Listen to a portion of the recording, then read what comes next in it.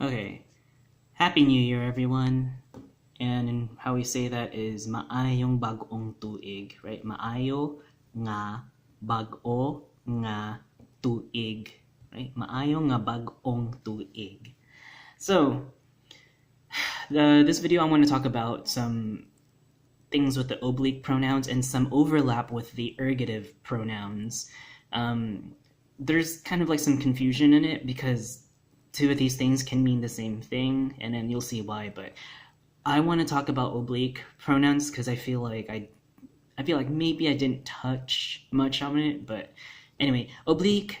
If you think of oblique pronouns, think of it as just like the to whatever, right? So think of the to or the with right here, the to, right? Think of like that sa, that preposition to or with. And if you forgot, these are the list of oblique pronouns that we have. We have the nako, nimo, niya, whatever, right? We have all of that, but just put the ka prefix. So kanako, kanimo, kaniya, kanato, kanamo, kaninyo, kanila, right? And it's just one word, not separate words, just one. That ka prefix makes it oblique, okay? If you take those ergative pronouns and just put the ka, you make it into an oblique form. And to me personally, I think if you want to make yourself into a direct object, something like that, it's best to use this case, the oblique pronoun case, for expressing yourself or expressing other people and pronouns in that manner, instead of using the ergative way. And I'll show you the difference between the two, the ergative and the oblique way, but it's much more best if you use the oblique case instead of the ergative case of pronouns, right? And if you forgot, just look at the previous videos. But this one, so here's an examples in the oblique pronouns that I wrote here, and then the examples I wrote in the ergative that I wrote. Now, they all mean the same, so just look at the difference, okay? So, the first one is parang or alang kanako, right? Alang kanamo. Para kanamo, alang kanamo. So, meaning for you all, for y'all, for you plural, not including me, not including the speaker. It's for all of the listener. Remember, it's that exclusive, the exclusive we. So, the plural exclusive we, para or alang, meaning for. So maybe this person was like giving a gift to everybody except me, or like if I'm giving a gift to everyone except me, I would say, oh, alang kanamo.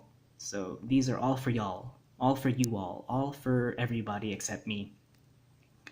The next one, just think of it as with or to, like, right, in that sa kind of mentality, the sa, the to or with or for kind of mentality, but you don't use this preposition. If you use the oblique pronouns, you don't need to use sa. It's not going to make sense to repeat itself again, right? So if I say para sa kanamo, it's kind of weird. Para sa kanamo, you can just omit the sa, right? You don't need to put it. You just say para kanamo, and it's just easier that way to use the oblique case instead of an ergative case. And the next one is ubanbe kanila. Ubanbe kanila. It's like, please just go with them. Please, ubanbe kanila. Please go with them, or please join them. Ubanbe kanila. The nila, remember, it's the third person plural. Them, they, right? From the absolutive case, it's the sila.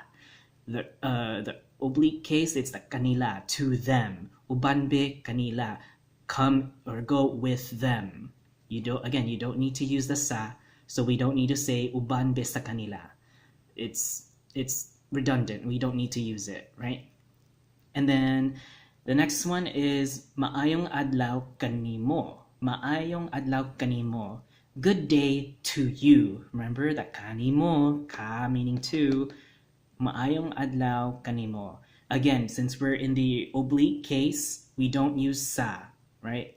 So it doesn't make sense to say maayong adlaw sa kanimo. It's weird, because like if you say that to us, we'll understand what you mean, but it's just grammatically weird. It doesn't have a good conversational flow. It's weird. Maayong adlaw kanimo, right? Good day to you.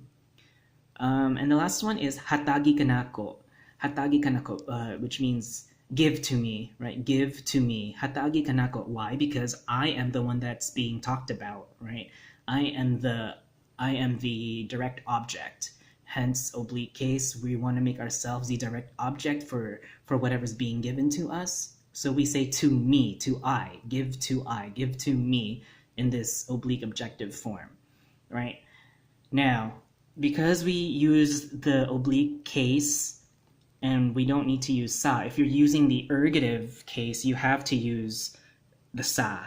And this is why. I'm also recommending that it's better to use the oblique than the ergative case for expression of direct objects and stuff like that. And here are the examples again. Same examples, but in an ergative way. And this is what makes it weird. So the first one is para sa amoa. All right, para sa amoa, meaning for you all, like a gift I was going to give to you all. Para sa amoa, or para sa amoang tanan. Para sa amoang tanan, right? For you all. It's the same thing again, but if you're going to use amoa with the tanan, you have to use that nga ligature, and that changes amoa to amoang. Amoang, or amoa nga tanan. Amoa nga tanan. It's much more work. So para sa amoa, para sa amoang tanan, para sa amoang tanan. People say it, Cebuano speakers say it. It's just it's personal preference. I still stick to the oblique case. And the next one, maayong buntag sa imo, or maayong buntag sa imoha. So yeah, it makes sense. It still says, oh, good day to you, right? It's maayong buntag sa imoha, maayong adlaw kanamo, or what was it? Maayong buntag kanimo. Maayong buntag kanimo, maayong buntag sa imo. Same thing, it's just in a different case. Hatagi sa ako. Remember how here we said hatagi kanako? Here it's hatagi sa ako. So hatagi kanako instead of saying hatagi sa ako. Again, personal preference. I still prefer you say the objective form. And the last one is ubanbi sa ila, or ubanbi sa ilaha. Sa ilaha uban, right? Ubanbi kanila versus ubanbi sa ila, or sa ilaha. So I just want to show you some of the differences and comparisons of it. But the oblique case to me, it doesn't, I think it's just a dialectal difference maybe. I don't hear this much used in the Davao dialect of Cebuano. People like to use the ergative case more with the sa ako, sa imoha, sa that kind of case. But I personally like the oblique case. It's one of my favorite cases to use. And again, it's probably just a dialectal difference that I don't hear it much in Davao, or at least in Davao Cebuano, but maybe some others.